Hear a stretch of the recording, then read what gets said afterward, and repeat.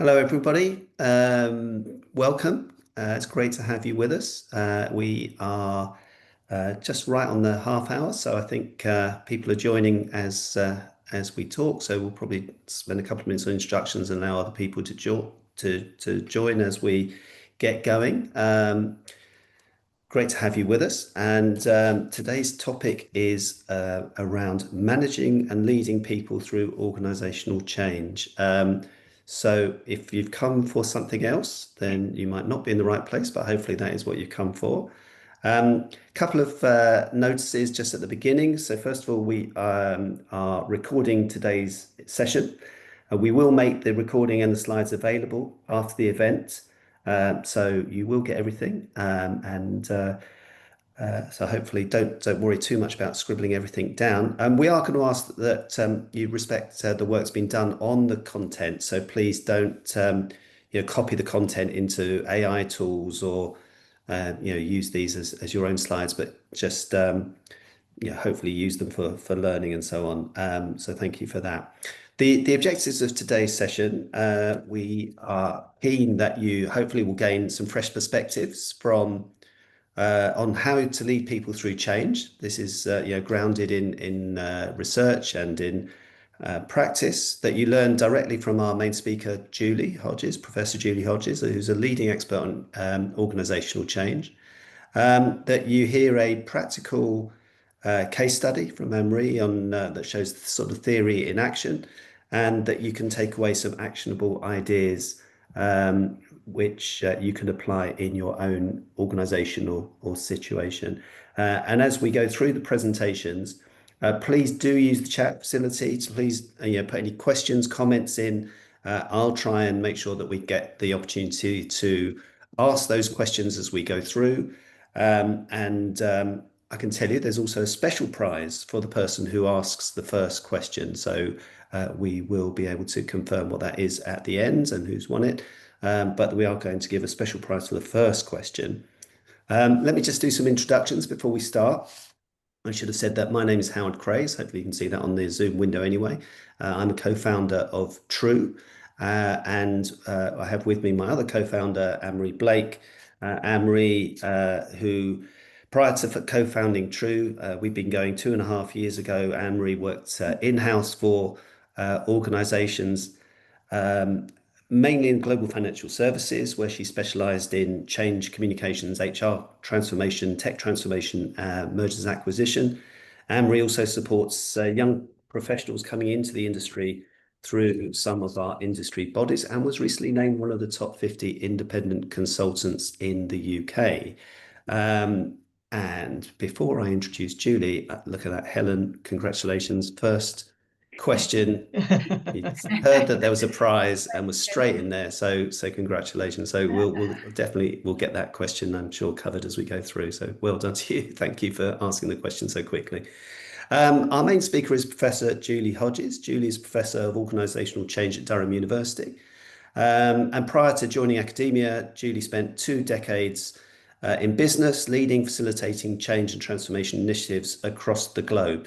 And Julie's written several books on organisational change. Her most recent is the 3rd edition of Managing and Leading People Through Organisational Change. It's a brilliant read, and we'll certainly talk a bit more about the book as we go forward. When we started True, we talked about, we completely believe in the words people-centered change, what we'd call doing change with people rather than to people. So this is a perfect topic for us to introduce Julie, and I'm going to hand over to Julie now and say no more from me. So Julie, over to you to share your content. Thank you. Okay, good. Thank you very much for that introduction, Howard, and thank you both to Anne-Marie and Howard for inviting me to come and do this webinar today. So I'm going to talk about something I'm really passionate about, which is people-centric change. I'm going to look at just a few elements that make up people-centric change as well. And before we start, you can see on the slide in front of you my contact details. I can see some names that are part of my network on LinkedIn, which is fantastic. If you haven't connected with me on LinkedIn, please do so, because I do post regularly there about people-centric change. I don't use AI on my posts. It all comes from a perspective of empirically based research that can be translated into practice. So today, what I'll be talking about it is certain elements of people-centric change that have come from my own research across the globe, that are also based on theories. I won't be going into any of the academic elements. I'll be very much looking at the practical details itself. So let's kick off. So as Howard mentioned, I have written 10 books. I've just actually this morning signed the contract for my 11th book, which I'm really excited about, and I'll tell you a bit more about that. But what we'll be focusing on in this session comes from a book that was published last year, which I call People-Centric Organizational Change. And then, as Howard said a couple of weeks ago, my most recent book was published, which is the 3rd edition of Managing and Leading People Through Organizational Change. The interesting thing is, although that's the 3rd edition, I virtually rewrote that book because there's so much happening in change these days. And it also includes some excellent stories from people across the globe about their experience of change too. Anne-Marie being one of those, and I know she's going to share her case with you later in this session too. So let's look at the whole element of people-centric change and why I'm so passionate about it. As Howard said, I spent 20 years working in business before I moved into academia. And the roles that I had in business focused on organizational development, management consultancy roles. And I was responsible for leading and managing change across the globe. And what I found was that the work that I did was usually based on the fact that companies, organizations had spent a lot of time on what I call the process elements of change. But what was missing from that was a focus on the people element. So you'll see on that slide in front of you that the seesaw, and I see change as a balance between the two. We need both process and we need people for what I call planned transformational change. But what I often see in organizations is a focus on the heavy side, that lovely big cuddly bear, which is the process side, to the detriment of the much smaller bear on the seesaw, which is the people side. Now, when we're talking about planned change, it's about getting that balance right. So it's not about saying we don't need a process, we don't need a system, but it's actually about highlighting much more the people elements of change that are vital. Now, 2 things I need to say. First of all, that I recognize there are different types of change. And in this session today, I'm going to be talking about planned transformational change. And when I talk about transformational change, that's change that hits what's called the deep structure of the organization, the strategy, the actual overall structure, the culture elements, which is in contrast to what we talk about when we talk about constant change. Constant change is incremental change. It's all these little changes that happen all the time around us. And sometimes we don't even notice that they're happening. The other point I want to make is that what I'm talking about is whenever it's feasible to do so. And I recognize from both leading change, but also in the research that I do, that sometimes change has to happen quickly. There's not an opportunity to get people around a table to discuss options. If you think about it with the pandemic is what's called emergent change. That's change that happened. There was no time to plan it. It happened unexpectedly. And I remember that, I think it was in March 2020, one day I was standing in the MBA lecture theatre and I was teaching a group of full-time MBA students. The next day I was having to get to grips with teaching them online through Zoom. I'd never even heard of Zoom at that point. That's emergent change. So what I'm talking about is change that's planned, transformational, and it's whenever it's feasible to do some of the things that I'm going to be talking about in this session. So what I'd like those of you, we have the chat box, what I'd like you to think about is the following question. What for you are the main challenges you're currently facing with leading change? If you could just put your thoughts, put your answers, put some of the things that you're experiencing currently in the chat box now, please. Just give you a couple of minutes to do that before I move on, but I'm really keen to hear your experience and what is it you see that's challenging when it comes to change today.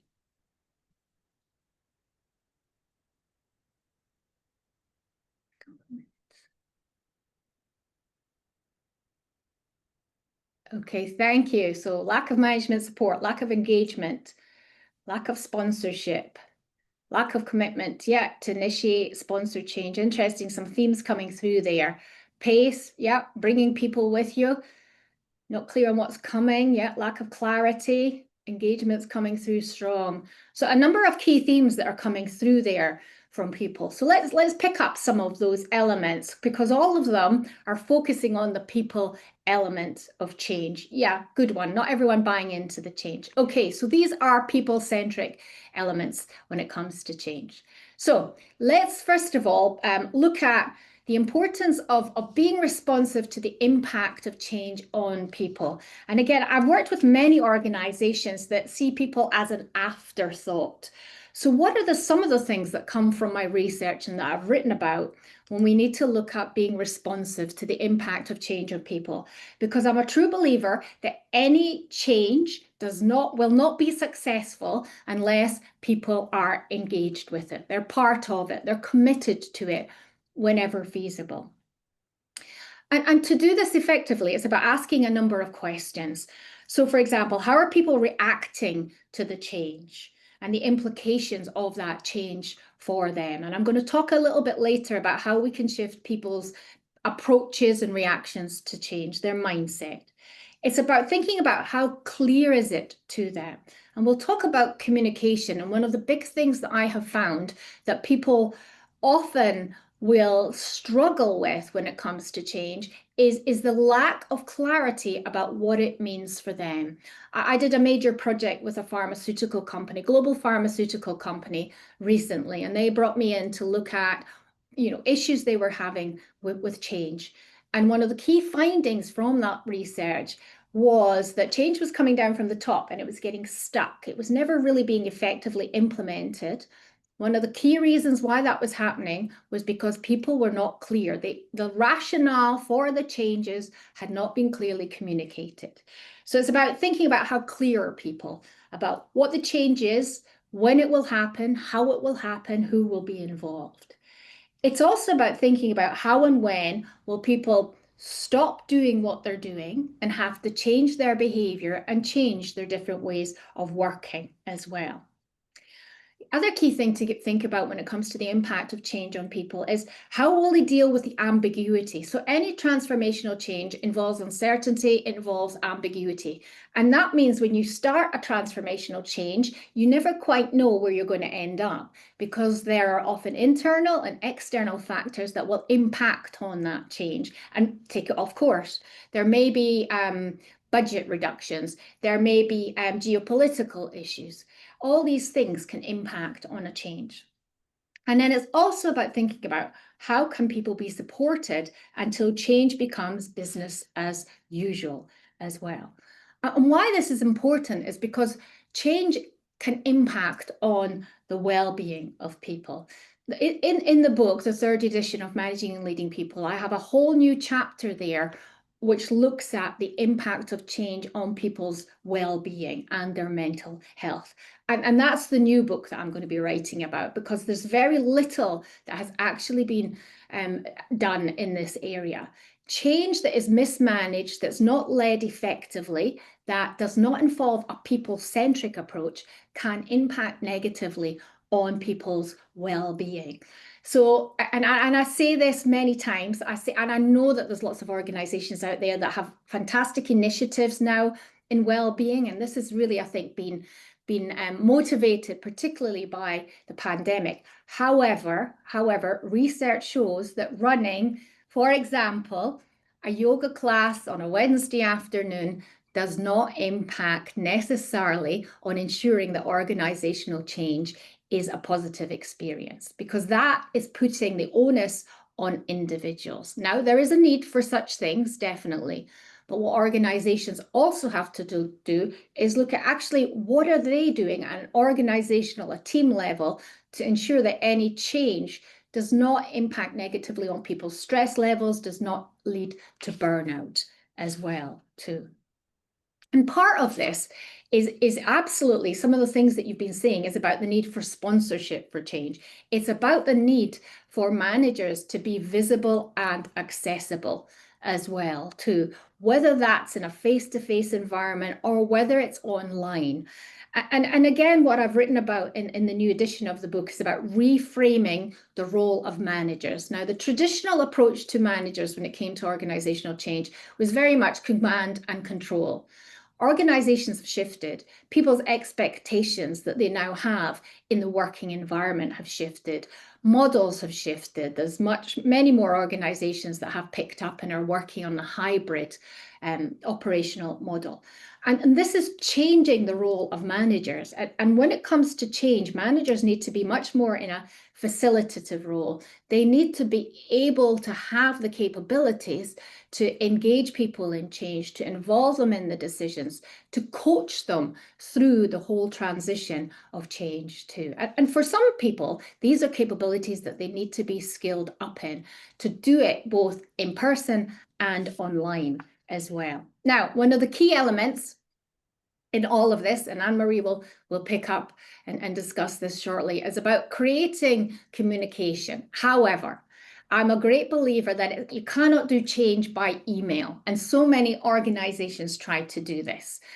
What is absolutely needed to create a people-centric approach to change is to have effective communications, but to have dialogue, to actually talk to people, whether that is done face-to-face, whether that is done online. It's about having these conversations that don't need to take a lot of time, but we'll talk about why they are important. So let me just give an overview about effective communications and addressing uncertainty. Many years ago, in fact, 30 years ago, I did my PhD, which looked at the impact of change on levels of stress among managers. And one of the key elements that came out of that was communication. Now, communication methods, modes have changed a lot. I recognize that over the last 30 years. But I think often people assume that if they've sent an email, they've communicated about change. But that's not the case, because many of us hit the delete button, skim over, we don't take it in. So from the research that I've conducted, when it comes to communication, it is about setting the tone from the top. So people will look up to what's being said, what's being communicated, how it's being communicated at the top. The sponsor, the executive team, what are they saying? Are they enthusiastic? Are they energetic about the change itself?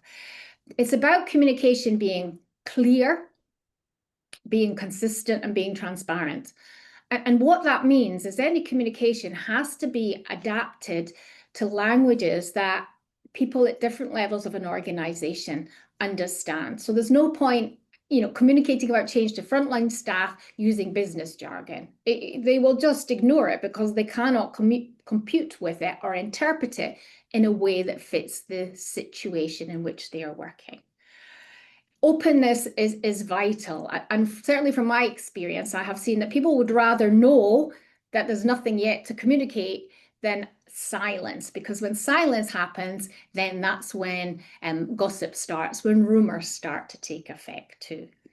So people need to know what is going to change. They need to know the why of the change too. But also, and this is really important, people need to know what's not going to change. They need to know what in the status quo will remain the same. And that's vital, and it's often a part that is missed out when it comes to communication.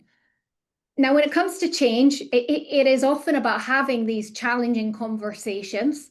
And again, research shows that these are the challenging conversations that managers will often try and avoid because they don't have the capabilities or because they haven't dealt with these challenging conversations before. One of the models that I talk about in the book is what's called ZOOD. It's about getting into the zone of uncomfortable debate about change. And that means about, how do we address the elephant in the room? And let me ask you a question, again, from your experience. What are the Zood issues that you have come across when it comes to organizational change? If you could just put that in the chat box now, everybody. What are some of the Zood issues that you have come across with organizational change?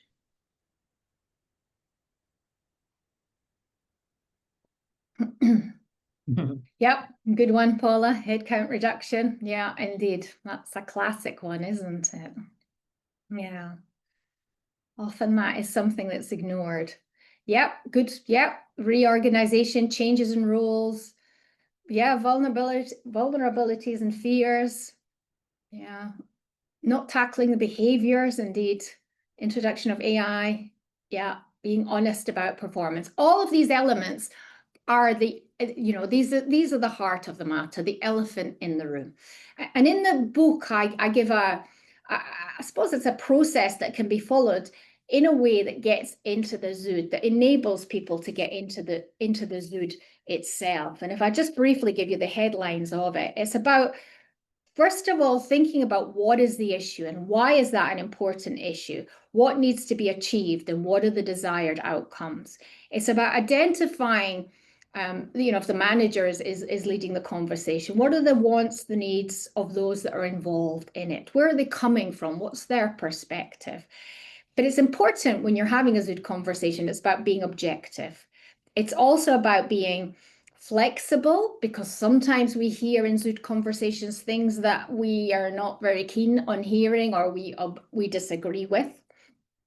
So it's about, rather than setting out with a rigid mindset, it's about being willing to listen to the other person's point of view too. It's also about reflecting on what drives the different responses and reactions that triggers emotions. And again, one of the chapters in my latest book is about changes in emotional process, very much so. Zood is also about considering the input and the views of others. It's about being authentic and honest, and it's about being prepared for people that are having a Zood conversation to accept ownership as well of why a particular discussion is uncomfortable. That's the high level. As I say in the book, there's much more detail about how you can get into a Zood conversation, but also how you can recognize when somebody else wants to get into that conversation too. So it's not about having a cozy chat. It's about actually having a conversation that has some clear objectives, but also can be really productive with outputs too. Part of this is about, when you're having these difficult conversations about change, is the need to build trust. Trust is a very fragile concept when it comes to organizational change. It can be broken very easily, and it can take a long time to build up. It's about creating an environment, which some of you may be familiar with. Professor Amy Edmondson at Harvard has written about it. It's creating psychological safety. And that psychological safety, Edmondson talks about, it's not about having a cozy environment. It's about having a challenging environment. But what is important is that people feel they can raise their concerns, their issues, their fears, even their ideas, in an environment where they will be listened to, that I call it giving voice to the voiceless.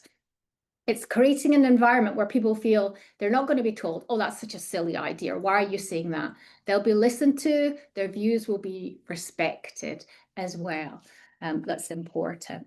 And to help make this happen, it's about actually giving people the opportunity to express themselves as well. So it's about encouraging the expression of concerns, fears, and hopes. Any transformational change creates uncertainty. And people may have questions, and it's thinking about what's the best way for people to raise their questions, to have the discussions.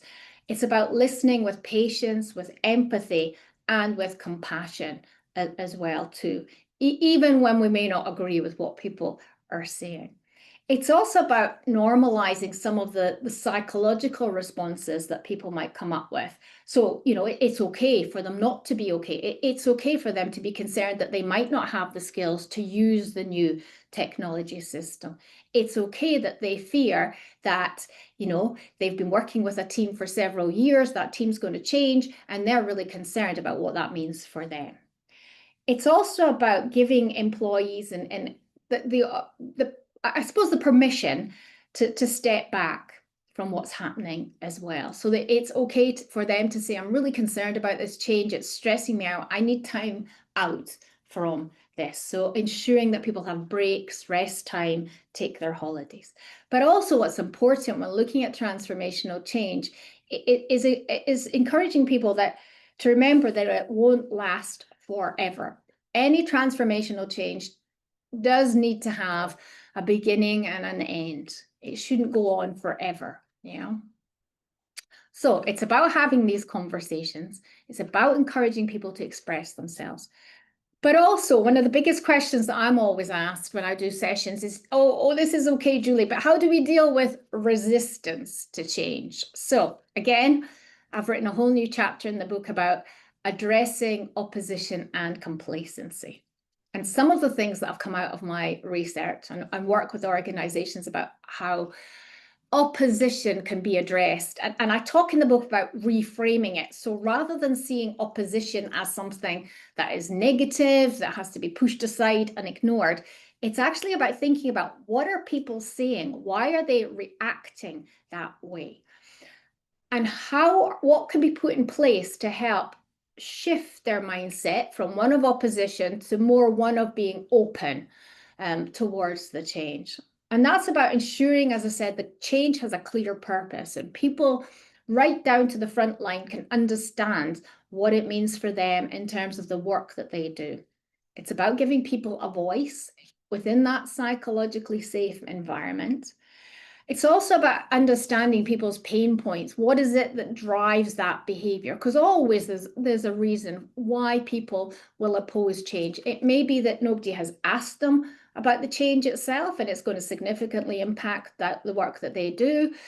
They themselves may have an idea about what can be improved and done differently, or there might be just competing commitments that they have, and the fact of more change on top of more change is just beginning to stress them out. But it's also important to discourage unproductive views as well. So this isn't just giving everybody a free-for-all. It's very important that these Zoot discussions and discussions about why people may oppose change are done in a way that is productive as well. That's important. It's key also to build in any feedback. Feedback is really important in terms of being able to pick up why people feel in certain ways, how they might want to be involved in the change, what is it that they're concerned about too. But vitally with any feedback, it's about actually acting on it too and following it up. Now, interestingly, we don't have time for it today, but a great TED talk that in a way I think encapsulates some of the things I've been talking about is done by Ernesto Ceroli. So I've given you the key details there. And Ernesto Ceroli is Italian, and he talks about going over to Zimbabwe with a group of specialists in agriculture, and that team are going to help the local people in terms of improve how they grow various vegetables. And one of the vegetables that the group do that are going over there, being Italians, is they plant a whole lot of tomatoes. They put the plants in the ground and then they go back to Italy for a few months. They go back to Zimbabwe and they say to the local people, well, what's happened to all the tomato plants? There are none. They're completely devastated. What had happened was a group of hippos had come out of the water and they had eaten all of the tomato plants. And the response that Ernesto got from the local people is, well, you never asked us that question. And as Ernesto says, if you want to help someone, you have to shut up and listen. You have to ask the right questions and you have to listen to what they said. I'd highly recommend if you want to take a look at that. Yeah. Okay. So just to round off, a key element that I touched on is the role that managers play in taking ownership for change itself. One of the concepts I talk about is what's called the frozen middle. And the frozen middle is when change comes from the top of the organization down and it gets stuck at the middle. And often when it gets stuck at the middle, that's because the managers themselves have not been involved in the change. They've had it imposed on them. And actually, if you think about it, we are also used to change. We change jobs, we get married, we get divorced, we have kids, we change our hairstyle, our clothes, our car, etc. So we're all used to change. So therefore, why do we find change difficult in the workplace? That's because we don't like change being imposed on us. And this concept with the frozen middle is where the change gets stuck. And managers have not, they don't know why they're being asked to implement something because they haven't been involved in the decisions. So it's about unfreezing that. And one of the ways that this can be unfrozen is by involving people much more in decision making. It's about fostering collaboration and ownership as well. And one of the ways to create that collaboration, you'll see two pictures in front of you. One is an African proverb that says, if you want to go fast, go alone. If you want to go far, go together. And I think that's for me, that's a great proverb that says change doesn't happen by one person. It doesn't happen because one person at the top of an organization has said, this is what we're going to do. Change only happens effectively when it is based on teams working together. And the picture that you see there, where there's a number of people putting out a fire in a shipyard, rather than just one person trying to put that out, you will see in the picture they've created a chain itself. And that fire is much more likely to go out quicker than if there's just one person trying to put it out on their own. So collaboration when it comes to people-centric change is about looking at how teams can work effectively and support one another as well too. And then just a little bit of citation to the research. A piece of work that was done recently when it comes to organizational change and people-centric change is about, and it's linked to what I've just been talking about with regard to the frozen middle and collaboration. One of the ways to do that effectively is to identify what are called the informal leaders. So leadership is a process that's enacted by leaders. And what this research by Kazenbach and colleagues says is to identify the people who are willing, who are able, who have the energy and the enthusiasm to be part of the change. Now, they may not necessarily have a formal role, but in any organization, certainly from my experience, there are people that are keen to get involved in change. So it's about identifying who are these people, these that can actually be the advocates of the change. Now, I'm not a great lover of the concept change agent because it reminds me of James Bond films. But absolutely, this research about identifying informal leaders, I get. Yeah, it's getting these change advocates that is vital. So let me just summarize and then I'll hand over to Anne-Marie. Practical implications, it's about ensuring that communications are clear and transparent, that they're written in a language that everybody can understand, that the right channels, messages, modes are used. It's about creating a safe environment for dialogue. So, remembering these conversations about change. And creating that psychologically safe environment, because that can help build trust and build a culture of trust too. Understanding people's pain points, because people react for certain reasons. Everybody has a reason about why they react in certain ways to change. It's about finding out what drives that behavior. And importantly, is about sharing what will not change as well as what will change. What in the status quo will remain the same. And that can help to create some certainty to any change. Ensuring managers have the support they need to cascade communications, but also to support their staff too. And again, I have written about the capabilities, that's the skills, the knowledge, the experience that managers need today and in the future to effectively manage change. And then think about asking questions, number of questions. How are people feeling about the change and the potential implications for them? What do they feel they are losing? But importantly, what might they gain? And in the book, I have a great exercise that can be used to get people to focus on the positive of a change, but also to think about, okay, what might they be losing? Whether that is working in the same team, whether that's their own office, whatever it might mean. And how clear are they about what will change and when? Okay, so on that note, as Howard said at the start, I have written many books on the subject. And the reason why, and just to round up on this, is when I moved into academia, I found there were two types of literature. One was the populist literature, that stuff we can buy at an airport and you can read on a long flight, and it takes not a lot of concentration. And then on the other hand, there is all the fantastic academic research that goes on, but can sometimes be a bit impenetrable. And sometimes, certainly, I find I have to read academic articles several times to really get to the gist of it. So I wanted to do something in the middle that was based on research, but then translated that research into practical implications. So that gives it a value, it gives it a justification. So that's the reason for these books. So on that note, I think I'm going to stop and I'm going to hand over to Anne-Marie. Thank you very, very much for that fascinating presentation. And I can absolutely attest to your books because I have a couple of them on my shelf. So let me try and share. Can you all see that? Is that all working for you? Yeah, excellent. Right. So let me kind of kick off by maybe painting a picture for you. It was a Friday afternoon. I just finished a 6-month interim assignment at this particular organisation. It was about 4:30. I was getting ready and prepared to have the ritual of handing over my laptop and then taking a couple of weeks off before starting something else. And then one of the MDs, who's actually a friend of mine, she called me into her room and she said, Anne-Marie, she said, would you mind doing me a favour? She said, I've just been asked to take over executive responsibility for this programme. So would you mind going and have a look and, letting me know what you think about the comms? And, when this particular person makes a call, there's nothing I can do but answer it. And so I did, and just to give you a little bit of context, it was a huge programme that she had been asked to take over responsibility for. Some based in the UK, team based across India and the US primarily.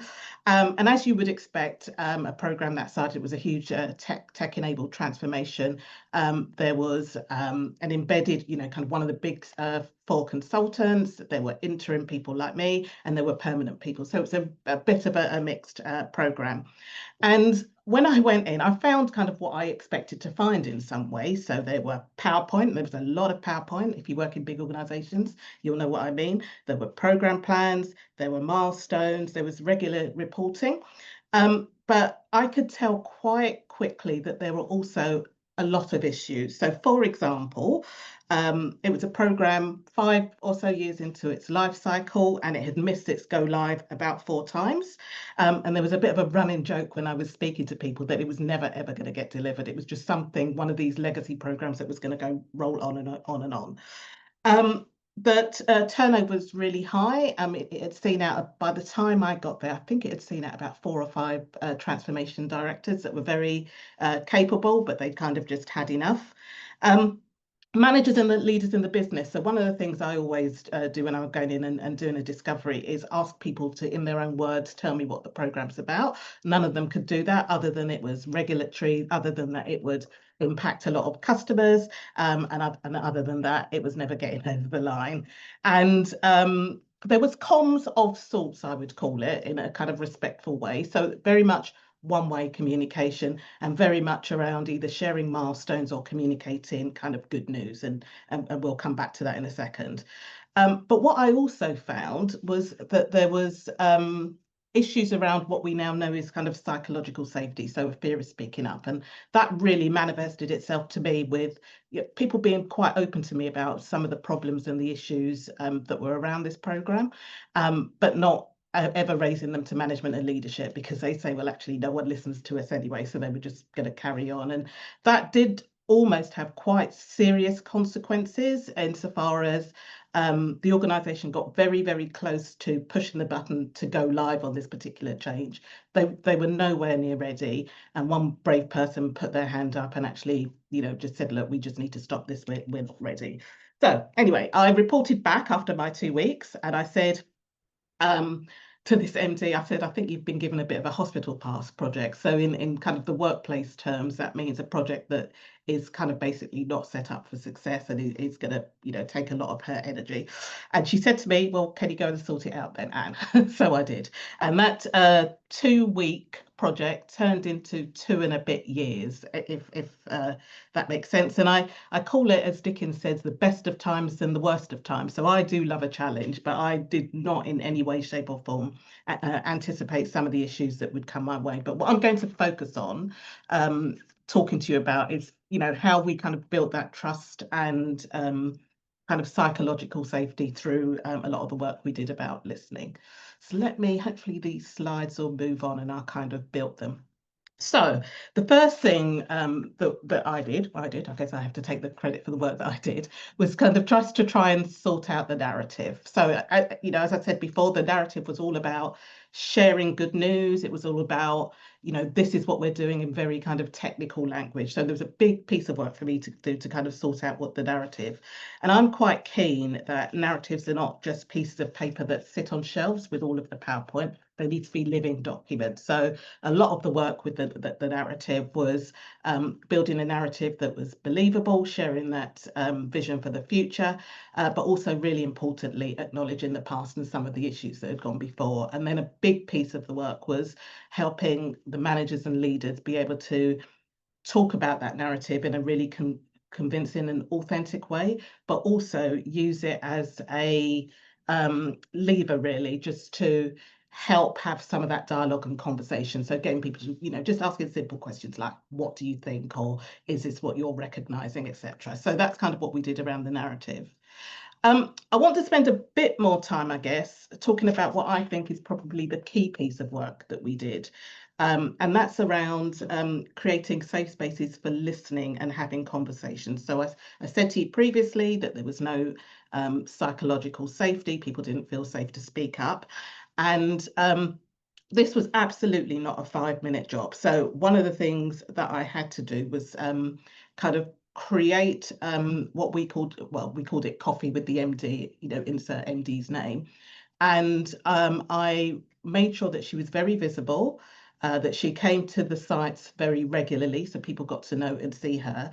But also we'd have meetings. So initially we split them up where it was the leaders and the managers first, so we could hear what was going on there. And then it was kind of the rest of the individuals. And, there was no agenda for these meetings. And it was very much come and you can talk about whatever you want to talk about. And as you can imagine, the first couple of times that we did it, it did need a bit of prompting. So it was almost like, how are you? You could talk about absolutely everything until we kind of built that trust. And then as we kind of progressed, they became really great vehicles for us to find out exactly what was going on. And I guess the key thing that we did to kind of build that trust was around making sure that people could see actions pretty immediately after they'd had the conversation. So it could be from a really odd thing like, we're working really long hours, but the canteen closes at 4 o'clock and we can't get any healthy food. So literally the next day, I have to say the facilities team hated to see me coming because I was like, you need to change all the food. So they could pretty quickly see that we were going to take actions. And then I also made sure that everyone had the opportunity to come to one of these no agenda meetings. And then from a leadership point of view, my MD was pretty good at this sort of thing, but getting used to silence. So if you asking, what do you want to talk about? There's no need for the leader to fill the silence. Just get comfortable with silence. And, the first meeting is in diary for an hour. That might just take half an hour because no one wants to talk about anything. But over a period of time, then people become a bit more comfortable when they see that there's no negative repercussions, actually only positive ones. And it became a really good place to find out not only what was going on, but also to encourage people to give their own ideas in terms of how the program could be improved, how the implementation approach could be improved, for example. And then the next thing that we had to do was around those human touches. And it's excellent that you're talking about well-being, Julie. So maybe the actual program that we did might be the next case study for your book. But it was a really, really hard program. So we had lots of people often away from home for long periods of time. Certainly, I know the strain it took on my own well-being, because for weeks at a time I'd be in a hotel room living on Pringles and wine, which isn't good for anyone's well-being. So we did put in a very specific program where no yoga was there, but it was about creating a climate where people felt okay to talk about how they were doing. So we had a code which was almost like, what's your Thrive score, we called it, between 1 and 10. And if people were below 5, then it was an opportunity to talk about it and do something about it. And so that was a great program that we delivered there. There's also something about recognition. So when you're on these long programs, they can become a bit of a slog and you almost forget the recognition culture. So there were things about, just simply saying thank you, and also doing things that sometimes were outside of the let me call it that HR comfort zone. So we had to do things a little bit different. And one of the things that I'm, really proud of is the magic moments that we implemented. So if you can imagine people away from home for long periods of time, working very long hours, we try and make things a little bit special for them. So it might be one day we'd say to the whole program, all right, we're closing down, you can all go home early. So something like that. Or when Wimbledon was on, we'd kind of just surprisingly arrange for 500 strawberries and ice cream to be delivered to the building, so things like that. And I do remember having a lot of fun getting the sign off for expenses when we'd arranged a special massage for one of the program managers that had gone off to run the New York Marathon. But I think they got used to me at the end. So those were the kind of human touches and kind of well-being that we did. And then I guess in terms of kind of key takeaways, I mean, that's a very quick canter through kind of 2 years worth of work. But people over plans. So I know we say that, but do we really mean it? We had a program that wasn't delivering. There were lots of Excel documents, there were lots of stand-ups, there were lots of milestones, there were lots of meetings, but it wasn't delivering because just people were not into it. And I think sometimes you have to go backwards to go forwards. And, this program demonstrated to me the importance of really bringing people with you, really taking time to kind of understand what their concerns are, which takes me to the next point, which is investing time in listening. So as I said, it wasn't a 5-minute job. This is something that we did over a period of months, and it took out quite a lot of time from a very kind of senior executive's diary to kind of go and sit and spend time talking to people, not just in the UK, but in India as well. But, the dividends have paid off in terms of people got to know her, they felt safe, she could ask them questions, they could ask us questions as well.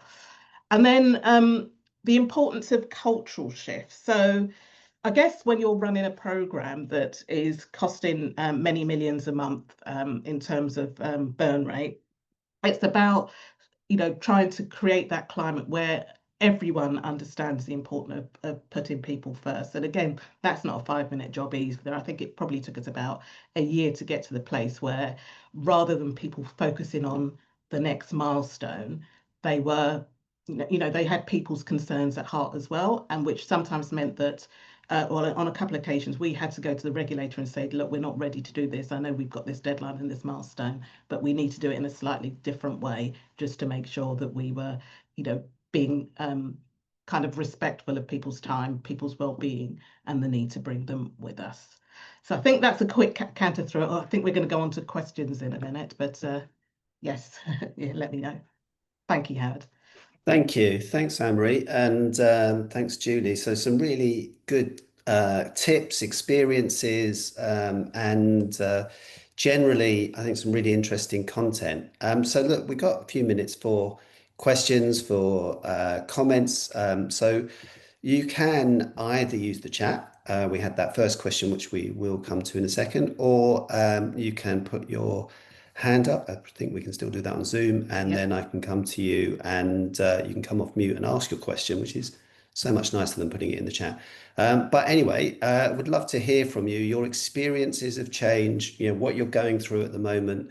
You put some of the challenges that you faced earlier when Julie asked. So please do ask some questions. So I'm going to start with, I'm going to come to Helen's question in a second, but Julie, one of the things that you said, which I thought was really interesting, and you did go back to it, is to sort of remind people what stays the same. It's something that maybe I could be guilty of overlooking that at times. I wonder if can you speak a little bit more about that in terms of the how that helps people to understand what's changing, what stays the same in terms of how their role is impacted, and any sort of good experiences you've seen of either where that happens or doesn't happen.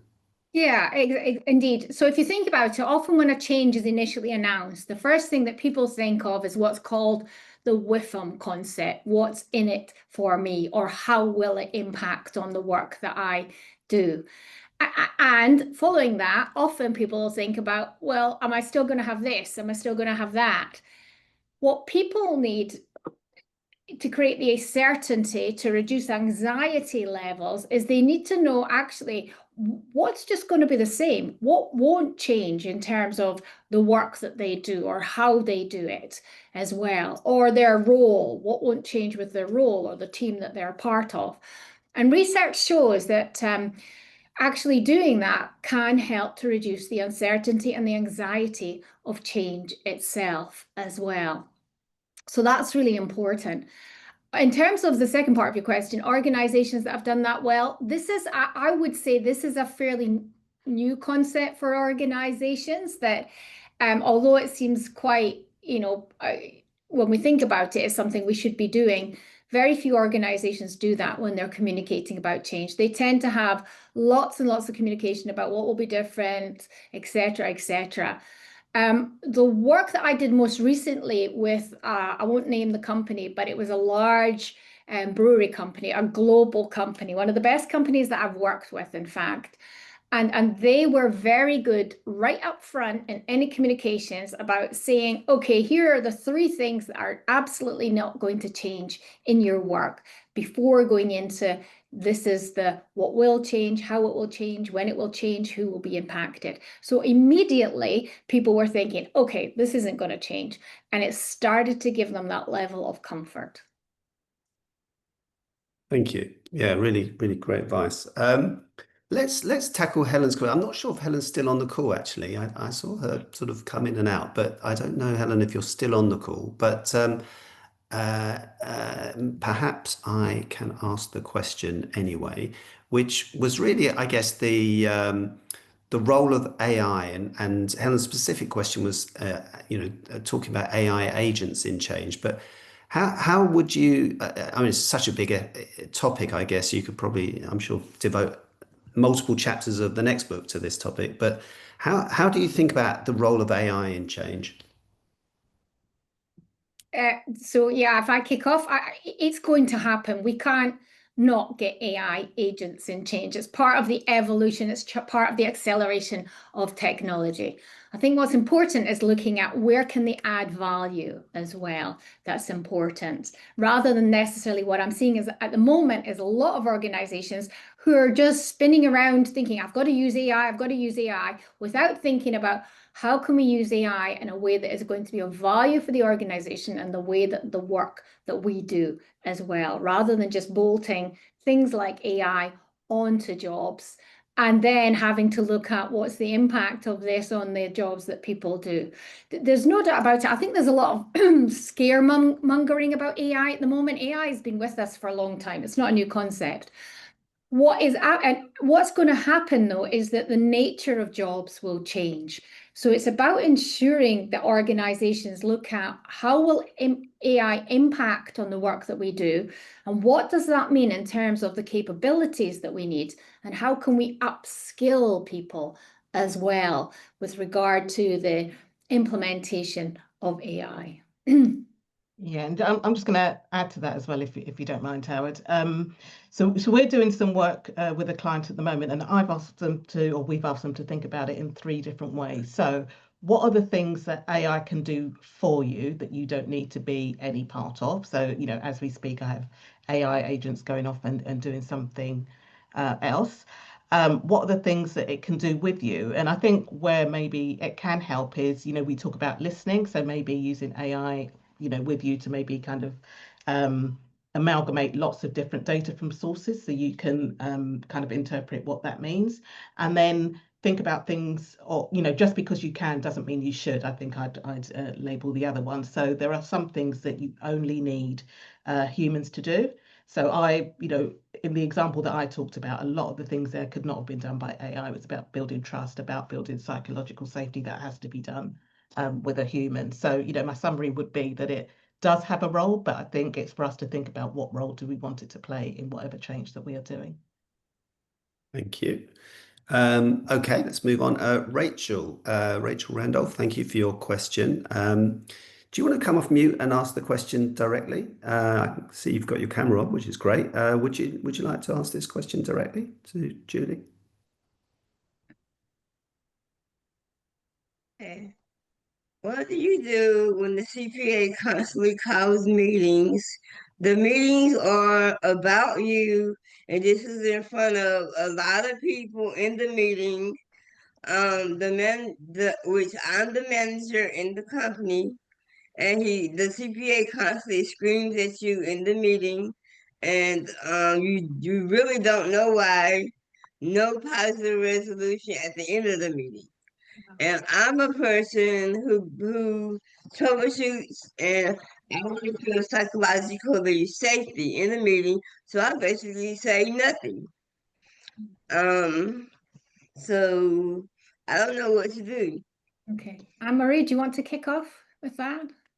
Yeah, I was going to say that manager isn't particularly great at creating psychological safety, are they? I mean, personally, if it was me and if it was, I kind of excuse being screamed at maybe once or twice. I think if this is a pattern, then maybe you need to kind of escalate it and take it further. I don't know how your organization's set out, but I would certainly document everything and then maybe report it to your manager's superior, and try and be kind of factual about it as well. So, this is the situation and this is what happened, because screaming isn't going to get you to do anything, is it? I mean, you've just said yourself you don't say anything at the end of it. So that sounds to me from your description like quite unacceptable behavior. If it's a pattern, once or twice you can maybe forgive if someone's under stress, but as an ongoing pattern, that can't continue. So I'd suggest you escalate that. Yeah. Okay, thank you. Yeah, I'd Okay. agree with that. Nothing else to add. Yeah. Thank you, Rachel. Good luck with that. Mm-hmm. And thank you for asking. Okay, any further questions? We've got a couple of minutes left. Just before we wrap up, is there anyone else who's got any questions? And while you're thinking about it, I can't see anyone putting their hand up or on the chat. So if we just go to the other slide then. There we go. So look, what we can offer everybody on the call is a special discount on Julie's latest book. And so again, you'll get the slides, but you can note that down, Kogan page 25. And if you go to the Kogan page website, and when you check out, use that code, you can get 25% off all of Julie's books, not just the latest one. So that sounds like a really nice deal, and please take advantage of that. One of the things that from the perspective of Anne-Marie and myself is True Communications, that we are offering everyone on the call is, if you have a particular change situation that you are dealing with and you would like to we're offering free 15-minute consultations. So if you use the QR code on the slide, or else just connect with Anne-Marie or myself on LinkedIn, or go to that email address on the slide, hello@truecoms.com. We'd love to have a chat with you about any challenges you're facing. So that's again a special offer for anyone on the call, a free 15-minute consultation, just if there's any sort of particular change situation. We got maybe time for one final question. Egon, thank you for asking it right at the death. Egon, do you want to ask the question? Yeah.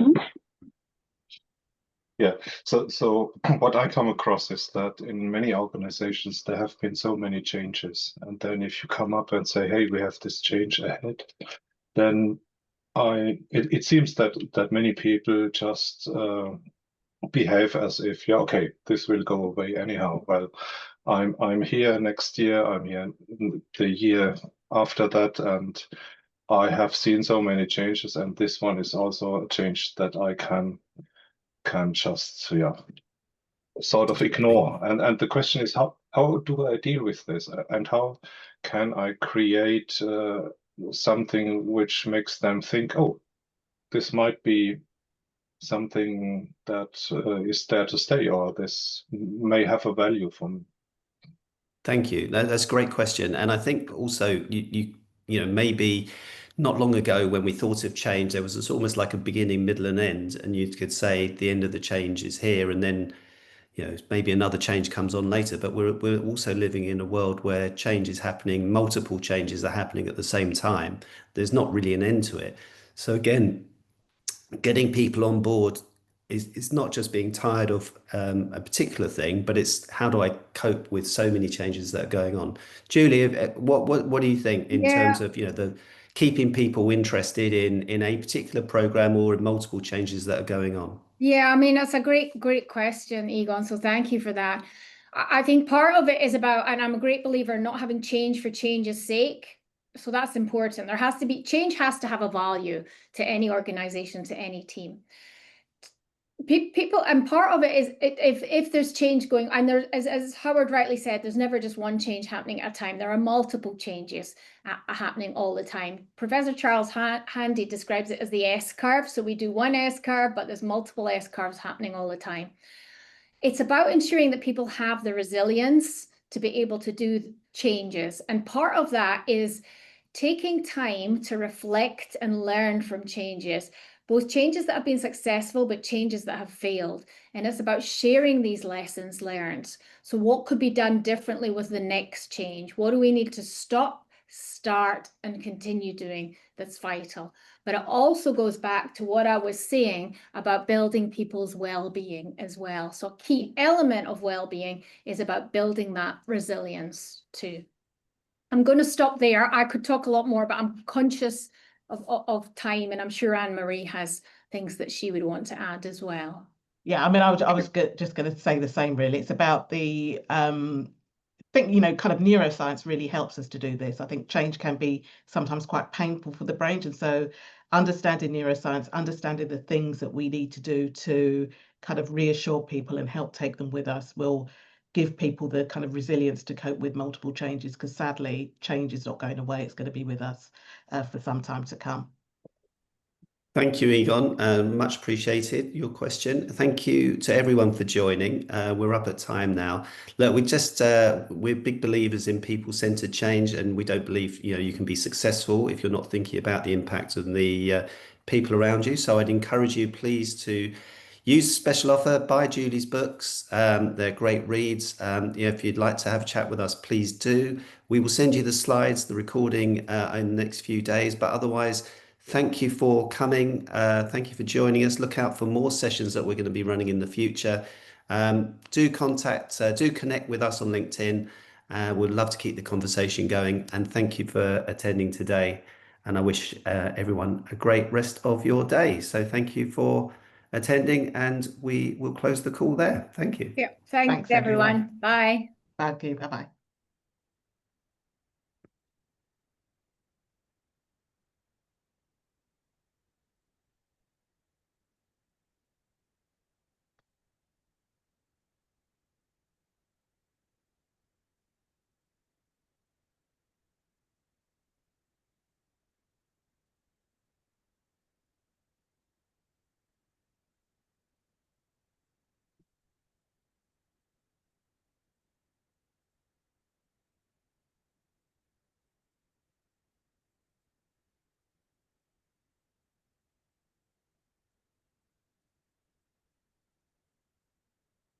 There we go. Thank you. Sorry, let me just stop recording. Oh, well,